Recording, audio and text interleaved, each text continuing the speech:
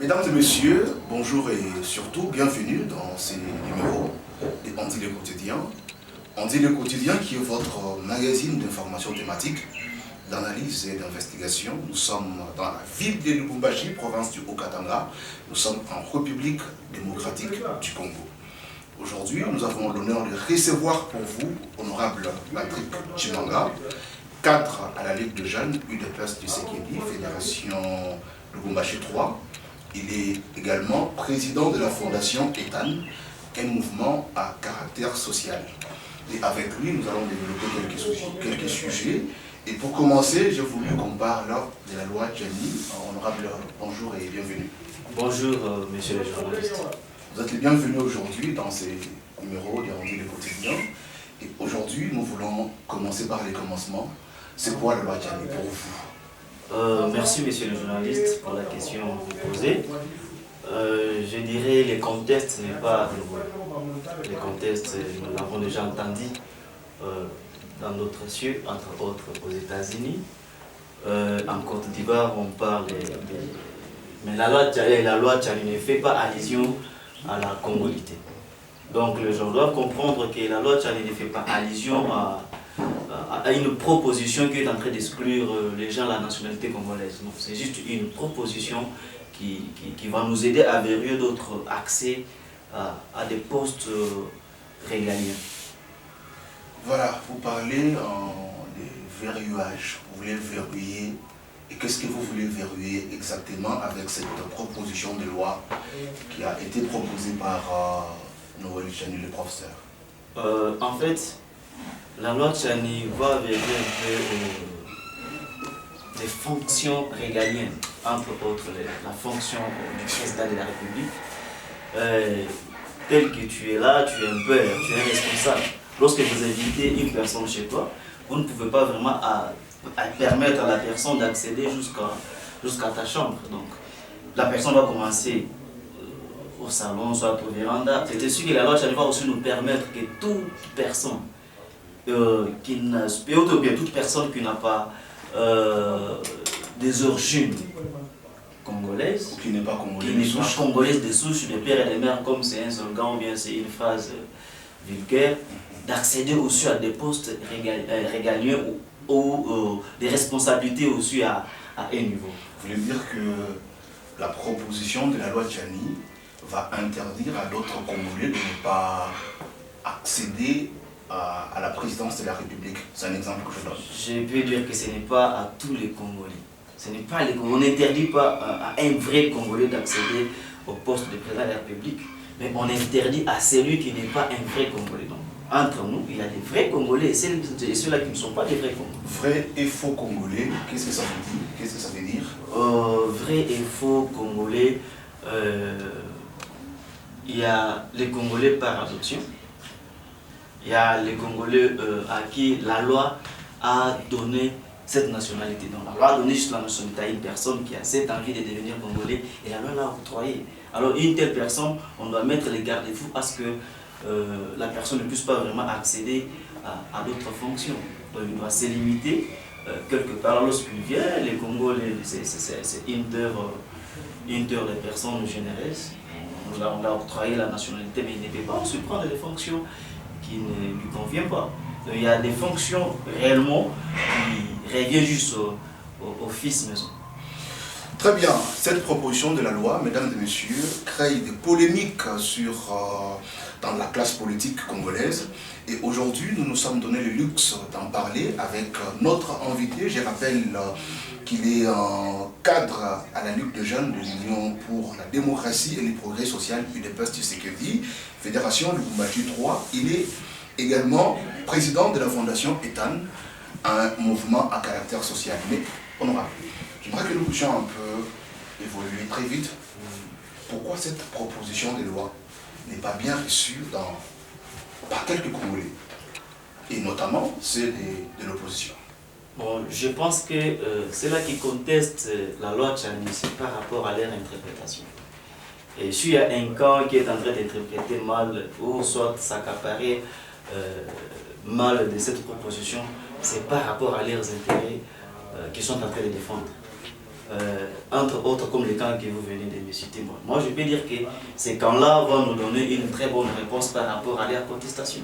Parce que lorsque vous contestez quelque chose que tout le monde applaudisse, donc tu as une vraie réponse. La loi ne vise pas une personne. La loi ne vise pas une personne, mais la loi est en train de verrouiller les fonctions, est en train vraiment de mettre les garde-fous pour la nation. Et puis, la loi ne vise pas un camp. Pour le camp de l'opposition, on prétend que cette loi cherche à diviser les Congolais. Ça cherche à diviser les Congolais, faisant les Congolais un peu séparés. Et qu'est-ce que vous pensez, vous qui êtes dans le parti présidentiel? En fait, moi je ne crois pas et je ne pense pas que la loi est en train de diviser le peuple congolais. Parce que si vous passez dans toute le riz de la République, c'est tout le monde qui chante des pères et des mères. Si vraiment que la loi était en train de diviser le peuple congolais, le peuple allait manifester. Parce que je prends l'exemple du camp Moïse Katumbi Tchapoué, le camp Martin Fayoulou, qui contredisent cette proposition de loi. Pour eux, comme je viens de dire... Messieurs les journalistes, si vous vérifiez très bien les origines des opposants congolais, vous allez comprendre que les opposants congolais ont des origines douteuses. Bon, entre autres, M. Katumbi, moi je n'ai pas beaucoup plus de détails sur ces origines, mais ce sont camps qui peuvent nous détailler, nous donner plus la réponse par rapport à leur contestation. Parce que lorsque vous contestez quelque chose que tout le monde applaudit, donc vous avez une très bonne réponse. Non mais les camps Moïse Katumbi, pour ne pas beaucoup en parler, contestent. Ils contestent cette proposition de loi. Ils souhaitent qu'on laisse la liberté.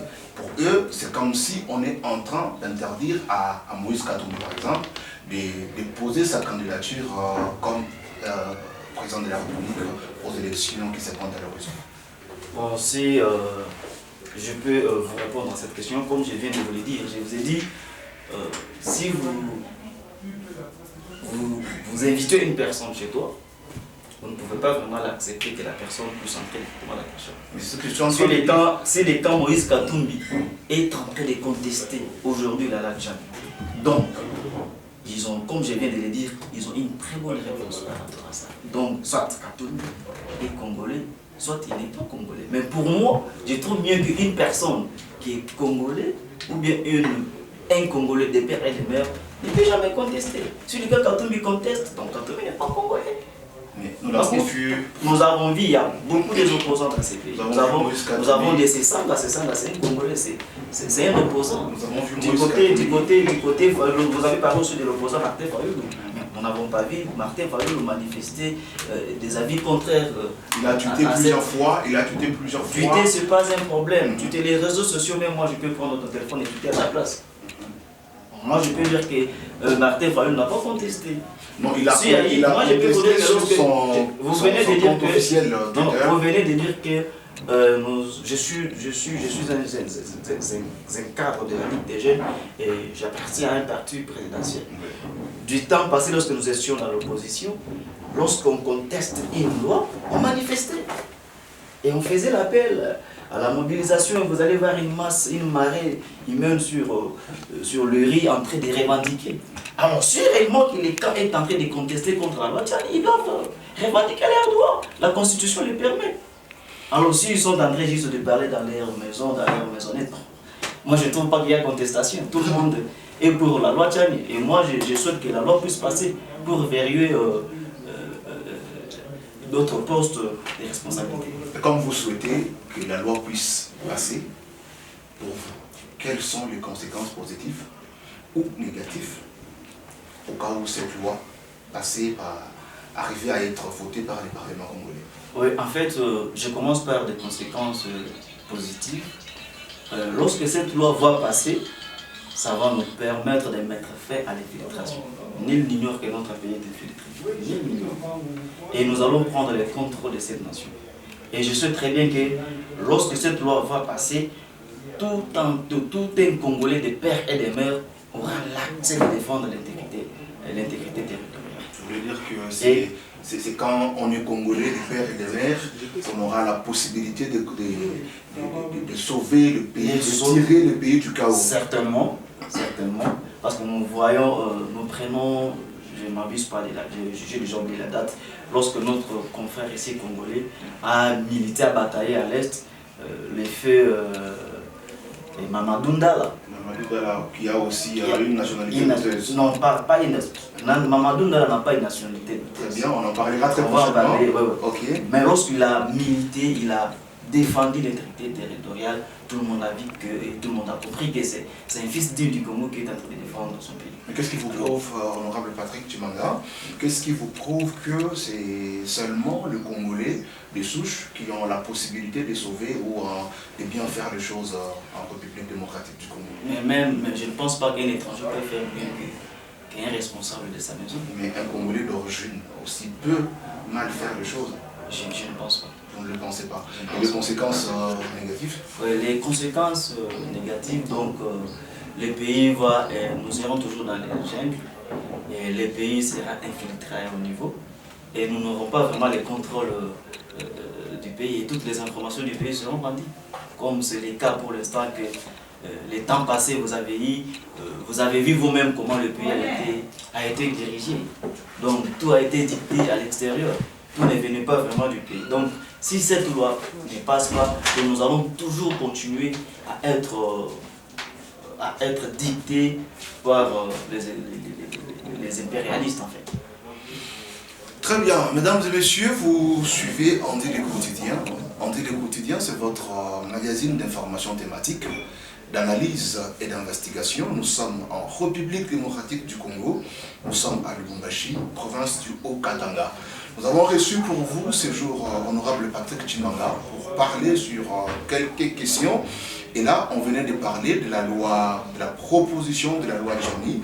Mais j'aimerais un peu qu'on puisse toucher à quelque chose qui a fait aussi beaucoup de polémiques dans les réseaux sociaux. Honorable, j'aimerais que nous puissions parler de l'union sacrée de la nation comme plateforme électorale. Alors, c'est quoi d'abord l'union sacrée comme plateforme électorale, d'après vous? En fait, l'union sacrée comme plateforme électorale, c'est une vision. C'est une vision qui émane du chef. La vision de l'union sacrée est de réunir encore ses commandants au chef de l'État et lui donner une majorité écrasante. C'est ça d'abord la mission de l'union sacrée. Et c'est l'objectif, vous voulez dire que l'objectif c'est reconduire Félix Tshisekedi à la magistrature suprême. Ouais. Et si ça n'arrivait pas?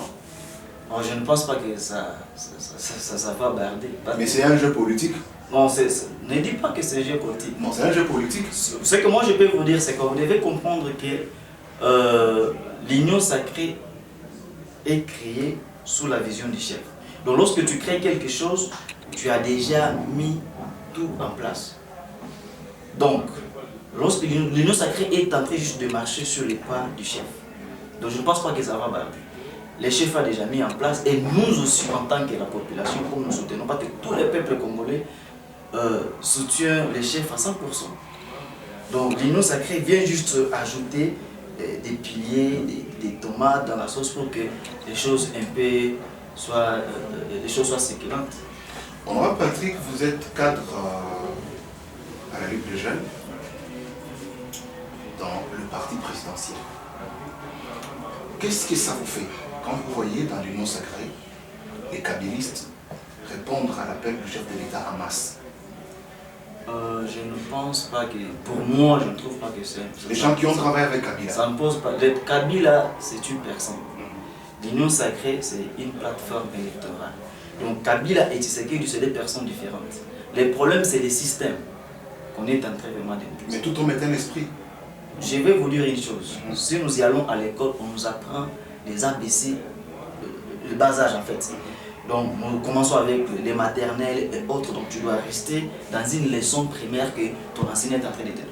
Donc tout celui qui est venu allier à l'union sacrée, bien adhérer à l'union sacrée, il est en train d'adhérer à la vision du chef.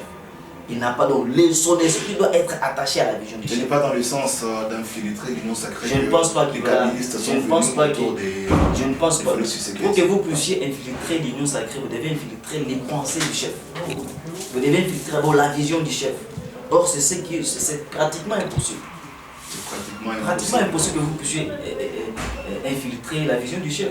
Très bien. Mesdames et messieurs, vous suivez Andy Le Quotidien, Union Sacrée comme plateforme électorale qui soutient la candidature de Félix Antoine Tshisekedi Tshilombo aux élections de décembre 2023. Je continue avec l'honorable Patrick Chimanga. Quelle est la contribution de la jeunesse de l'UDPS pour la réussite de cette plateforme électorale? Oui, en fait, la jeunesse UDPSienne doit s'approprier de la vision du chef. Nous avons vraiment une grande responsabilité de travailler durement pour que la vision du chef soit effective.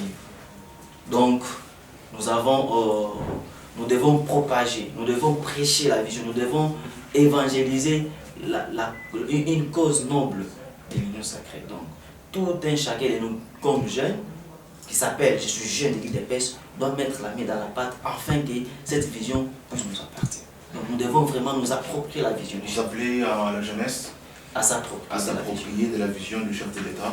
Et c'est quoi cette vision du chef de l'État? La vision du chef de l'État est connue. C'est quoi cette vision? La vision du chef de l'État, c'est le peuple d'abord. Nous devons, le chef veut à ce qu'on puisse révéler la classe politique. Le chef veut de travailler avec de nouvelles figures. Donc nous, en tant que jeunes d'un parti présidentiel, nous devons nous approprier de l'appel du chef pour que nous puissions vraiment accomplir sa vision qui est le peuple d'abord. Et lorsqu'on parle maintenant des renouvellements de la classe politique, on ne voit pas seulement le changement, des remplacements juste les vieux par le jeune, mais nous voyons c'est les remplacements des échelles des antivaleurs. Donc le chef est en train de travailler pour qu'on puisse surmonter les antivaleurs qui gangrènent la politique congolaise. Mais nous voyons toujours ces vieux-là autour du président Félix Tshisekedi. Ce sont eux qui se sont appropriés de l'Union Sacrée. Vous ne trouvez pas que la vision de Félix Tshisekedi sera étouffée quelque part? Bon, si vous dites que ce sont eux qui se sont appropriés avec l'Union Sacrée, j'en disconviens. Parce que nous voyons les présidiums de l'Union Sacrée ne pas représentés seulement par les vieux. Nous avons notre Premier ministre qui est là, qui a moins de 50 ans. Il est encore jeune. Mais pour ne parler que de lui, vous pouvez encore citer un autre jeune dans l'Union Sacrée? Bon, dans l'Union Sacrée a des départements différents. Nous avons le présidium, donc je peux... Parce que là, vous avez parlé de Samuel Koundé qui est moins de 50 ans. Et quand nous regardons la majorité autour du président Tshisekedi, ce sont les vieux. Vous êtes aussi vous pouvez avoir la même réflexion que moi, si on essaie de réfléchir ensemble, c'est que le vieux autour de Félix Tshisekedi ne chercheront pas aussi à céder leur place facilement. Ce n'est pas un problème. Si vous êtes en train de parler des vieux et des jeunes, je pense que vous mettez une l'Union Sacrée est dirigée, le présidium de l'Union Sacrée d'abord est dirigé par le chef lui-même. C'est lui qui détient la vision de l'Union Sacrée. Et après, tout celui qui est derrière le chef, comme je viens de vous le dire, doit suivre, les candidats doivent suivre vraiment la conduite du chef. La jeunesse, le chef a lancé l'appel. Nous voyons aussi dans l'Union Sacrée, nous avons notre jeune qui nous représente. Dans les provinces, l'Union Sacrée a aussi des responsables qui dirigent l'Union Sacrée. Il y a aussi la part de la jeunesse. Donc je pense que la jeunesse n'est pas exclue. Mais la jeunesse est représentée. Et pour parler de la représentation, nous sommes dans la province du Haut-Katanga. Qui représente l'Union Sacrée au niveau de la jeunesse? Nous parlons de la jeunesse. Oui, jusqu'alors, la jeunesse doit se préparer pour qu'il soit représenté au niveau de la province. Et sur si la jeunesse porte les choix sur moi, ce n'est pas un problème, ce n'est pas un péché. Nous avons les atouts de prendre la commande et faire avancer la vision du chef.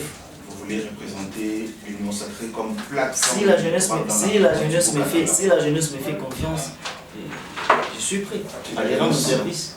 Vous voulez servir le chef de l'État au niveau de la jeunesse? Certainement. Je vais le servir. J'ai une passion, j'ai des idées, j'ai les atouts que si la jeunesse me porte leur confiance, ça va aller. Vous avez des atouts. Et quels sont ces atouts-là, honorable Patrick? Ça, c'est un sujet à part. Mesdames et messieurs, nous sommes en train d'évoluer avec notre émission. c'est Andy le quotidien que vous êtes en train de suivre. Andy le quotidien, c'est votre magazine d'information thématique et qui a reçu aujourd'hui pour vous l'honorable Patrick Tshimanga, qui est cadre à la Ligue des jeunes, UDPS Tshisekedi, Lubumbashi 3 comme fédération. Il est également président de la fondation Ethan. Alors, pour continuer, comme nous sommes en train de chuter là, j'aimerais un peu connaître quelles sont vos ambitions politiques. En tant que jeune, ambitieux, nous sommes dans la politique. Donc je ne peux pas faire la politique sans une vision. Mes ambitions est de porter la voix de la jeunesse à tous les niveaux. Donc je pense que ce sera un sujet qu'on va débattre avec vous à la prochaine, si tu me permets encore que je puisse revenir sur votre plateau. On est en train de parler des renouvellements de la classe politique. Nous devons renouveler la classe politique et faire tomber une échelle des antivaleurs. Donc, je suis candidat de la jeunesse. Je suis candidat qui va porter la voix haute de la jeunesse. Alors, j'ai fait aussi l'appel à tous les jeunes qui veulent que les choses changent. Comme le chef a lancé l'appel, qu'ils puissent nous apporter leur soutien et nous booster dans notre vision. Vous êtes candidat député provincial? Je suis candidat député provincial. Dans la province du Haut-Katanga, la circonscription de Lubumbashi. Vous avez des ambitions de porter la voix de la jeunesse à tous les niveaux? Oui. Nous voulons porter, nous commençons d'abord dans la province, parce qu'il y a des histoires qu'on est en train de traiter à fond.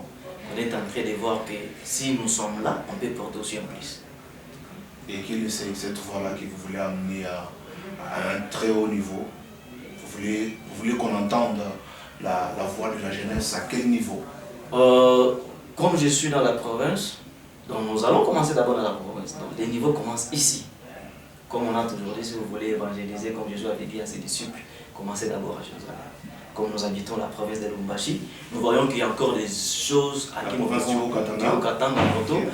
il y a des choses que nous devons aussi relever, que nous devons aussi chuchoter aux dirigeants de cette province pour leur dire la jeunesse mérite mieux que ce qu'ils ont mérité les années passées. Donc il y a d'autres parts que nous nous sommes vus que la jeunesse est marginalisée, mais nous voulons aussi, si il y a des décisions qui seront prises, que la jeunesse aussi puisse mettre part et signer sur les décisions pour qu'on sache que nous sommes représentés. Vous voulez que la jeunesse soit représentée à tous les niveaux? À tous les niveaux. C'est ça votre combat? C'est ça notre lutte, c'est ça notre combat, c'est ça même notre souci. Vous voulez que la voix de la jeunesse soit écoutée à tous les niveaux et qu'on ne puisse pas utiliser les jeunes comme... Les jeunes, comme on le voit, la jeunesse ou bien les jeunes, nous devons prendre nos responsabilités. Nous ne pourrons pas être utilisés pour des fins politiques. Mais nous sommes capables de relever et de faire quelque chose pour cette nation. Alors je lance un appel à tous les jeunes de ne pas céder à la manipulation politique, mais à céder à une manipulation qui va amener le développement de ce pays. Parce que le développement de ce pays réside dans la jeunesse. Donc nous, la jeunesse, nous avons le développement de ce pays entre nous. Nous sommes en train de chuter avec cette émission. Quel est votre dernier mot? Je lance juste un appel à tous les jeunes qui nous suivent de partout, de nous faire confiance, de nous donner un mandat où on va les représenter, et je ne pense pas qu'ils seront déçus. Je ne pense pas qu'ils seront déçus, et nous devons porter aussi la vision du chef de l'État, une vision très noble, mais qui freine à se matérialiser. Alors nous voulons à ce que cette vision, avec les mandats que la jeunesse va nous donner, la vision sera parfaite, accomplie. Très bien, mesdames et messieurs, nous arrivons à la fin de cette émission. Nous étions nombreux de vous voir aussi toujours connectés, en train de suivre Andy le quotidien, qui est votre magazine d'information thématique, d'analyse et d'investigation. Alors nous avons eu aujourd'hui l'honneur de recevoir pour vous sur ce plateau l'honorable Patrick Tshimanga, qui est cadre à la Ligue des jeunes et de Tshisekedi, fédération Lubumbashi 3. Il est également président de la fondation Ethan, un mouvement social qui accompagne les jeunes dans la ville de Lubumbashi. Et avec lui, on a essayé de parler de quelques sujets. On a parlé de la loi Tchani. Nous avons également parlé de l'Union sacrée comme plateforme électorale qui accompagne le président Félix Antoine Tshisekedi aux élections de décembre 2023.